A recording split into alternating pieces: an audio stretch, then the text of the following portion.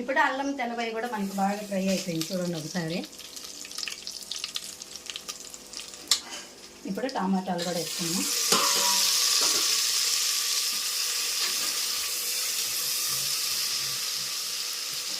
రెండు బిర్యానీ ఆకులు,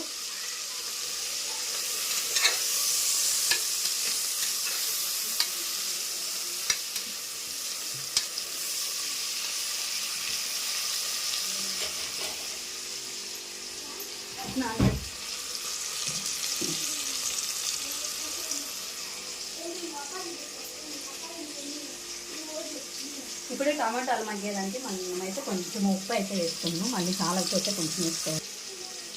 కొంచెం పుదీనా, కొంచెము బిర్యానీ మసాలా పొడి అయితే వేసుకున్నాము.